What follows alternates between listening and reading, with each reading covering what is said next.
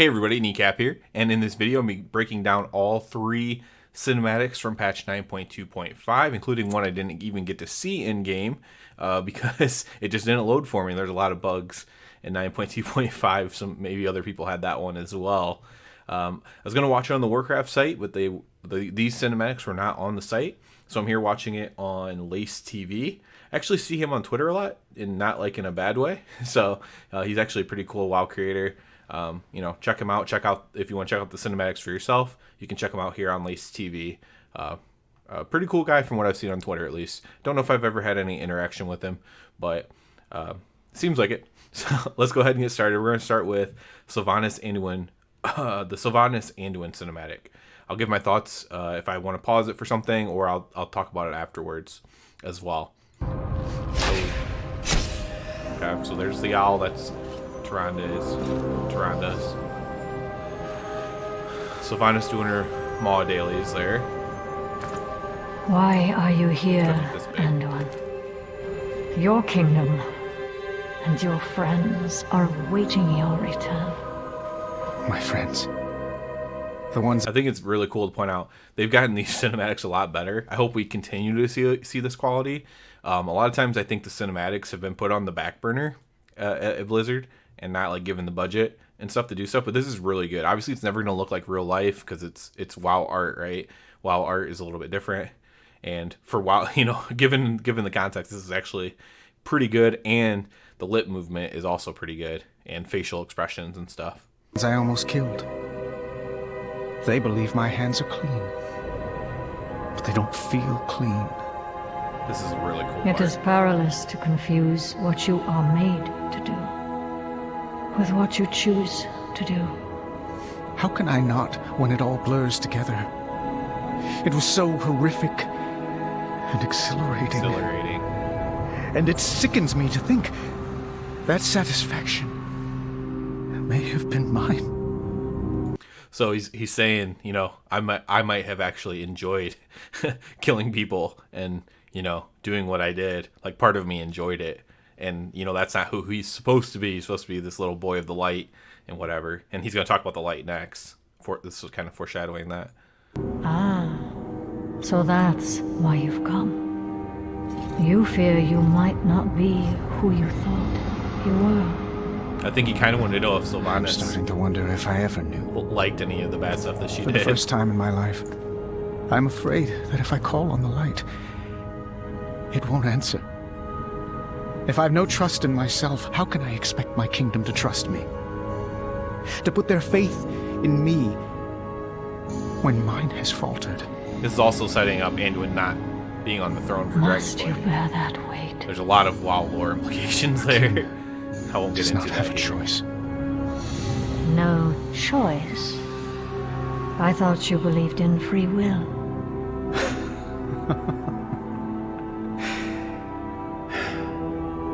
I need time to think about many things. Anduin, I have faced who I was and accepted what I've done.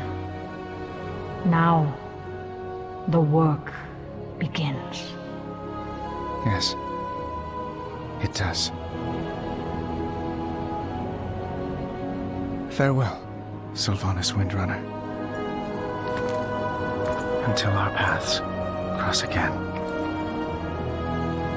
Farewell, little lion.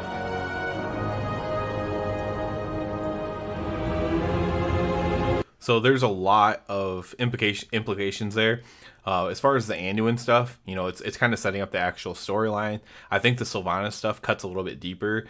If you know anything about the goings-on of Blizzard, it seems like Sylvanas was put on her track to, burn down Teldrassil and stuff like that. Might have been a little bit from part of the WoW team that was a little bit toxic, that no longer works there, that kind of thing. And,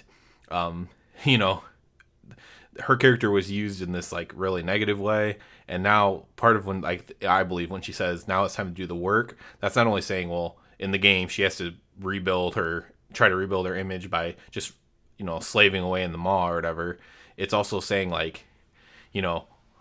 to put in the work now to make the company a better place, to make the game better, stuff like that. I think that all ties in there, honestly, if I had to guess, just from, the little bit of stuff that I know from paying attention to it. So all around, good cinematic there. Doesn't really progress the story too much. It does a little bit with Anduin, basically saying he might not go back to the throne, because that sets up a lot of stuff with Turlin. I don't know if that's how you pronounce it, I guess, but that's what I call him. That's the paladin, whatever, that's currently sitting on the Stormwind throne, and he might end up being a villain or an anti-hero or whatever. So let's go ahead and check out, which one should we do? I'll do the one I haven't seen last. So let's go ahead and do Ysera's gift, or the Queen's gift.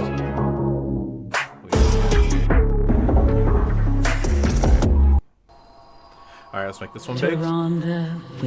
Again, you're gonna see here better graphics, better everything. In pursuit of justice. Did you find it? I came here seeking vengeance. But within these groves, I didn't like this one the most just because of the echoing from it, but that's I found something that's supposed to be lost. how it is. Hope. They're in like a... And thanks She to echoes that when she talks all the choice, time, but they're also a in like this sister's echoey bond, area. once broken, has been mended. I really hope that This they explain more of this tear whole sister's was bond born between her of and Luz. sorrow. I'd really like to know the implications of that. Now it shall become a vessel of renewal. I wonder if they were like twins or something. These souls were saved from the darkness of That would be cool if the Luna world. ends up looking really much like her. Unto them I have offered eternal tranquility in the bowels of Ardenweald. They have chosen instead to become So, a lot of the lore people / RP people / people who just love elves or night elves really didn't like this cinematic because, I saw a lot of them kind of wanted the elves to kind of like get resurrected or whatever. I don't think that was ever really in play, because in that way we could probably resurrect anybody and everybody, and that kind of opens up a whole bag of worms. Again, this all goes into the storyline with Sylvanas burning down the tree to begin with, starting over, doing the work. They're all going to come into this seed, plant the seed, do the work, grow the tree. I think it all kind of goes together, so I actually kind of liked it, even though a lot of people didn't like this one. But yeah, I see where they're coming from, because they're very attached to it, and so if it was something, so I have to put myself into something like that I'm very attached to, and if that happened to something that I was attached to, how would I feel? And in that way, I kind of understand where they're coming from. So while I don't personally feel that way, I do get it. But since I don't personally feel that way, I also have the ability to kind of like it. So, and they also in this, they said they chose to do this. This was their choice. They volunteered. They would rather, instead of living a cushy afterlife, they would rather rebuild, for the living ones, for the future. So all their essence or anima or whatever gets infused into the This seed. seed embodies the cycle of death and The life. Tear of Elune, which was life, I suppose. I offer it and then to you, all the souls of death. Duranda Whisperwind. May it bring your people happiness and peace.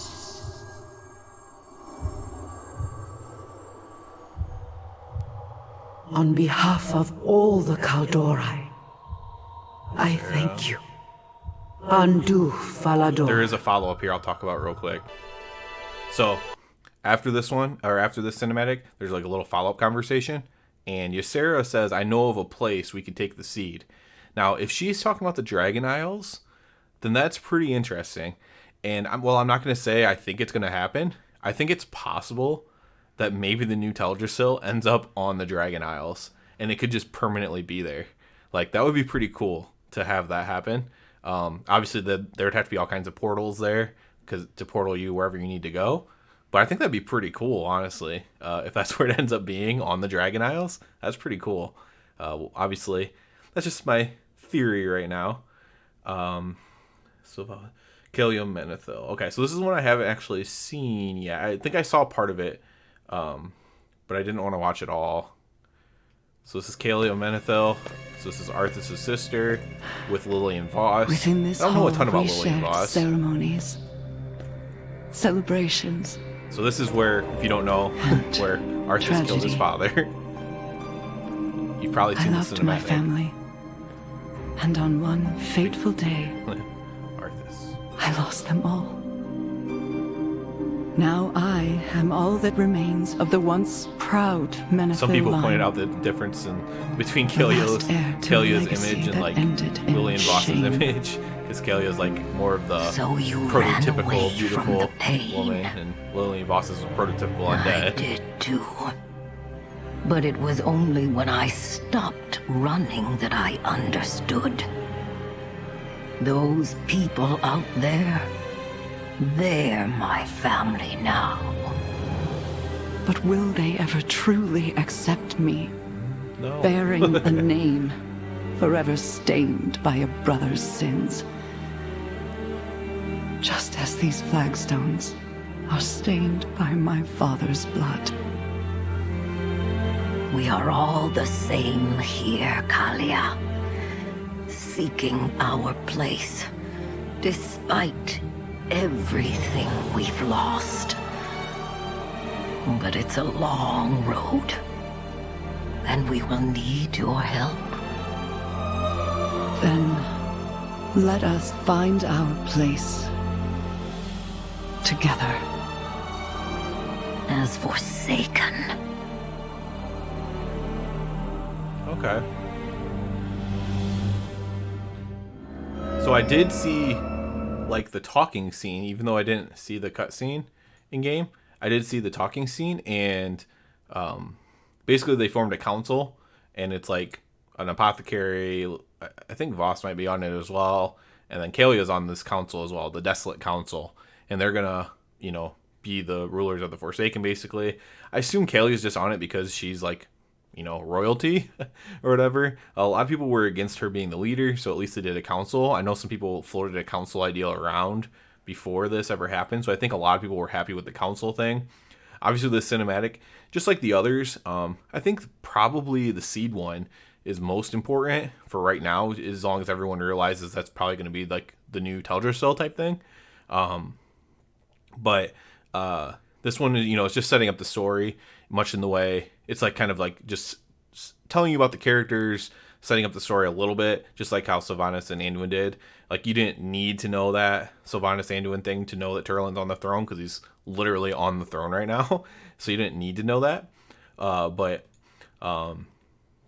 Yeah, it's just really kind of interesting. Again, really good graphics for WoW art and stuff like that. So really enjoyed all three of them. Great job. I know Taryn Gregory, he's a good follow on Twitter as well. He I think he heads up the cinematics and stuff, so him and his whole team did a great job here, and I really enjoyed all three of them. I mostly enjoy the cinematics anyways. I'm not hard to please when it comes to cinematics, so I mostly enjoy them anyway. But I thought all three of these are really, really well done, and pretty much no complaints about them whatsoever. So that's always good. That's it for this one. As always, I do ask you to please subscribe to the channel, because that helps me out so much. And other than that, everybody, have a good one.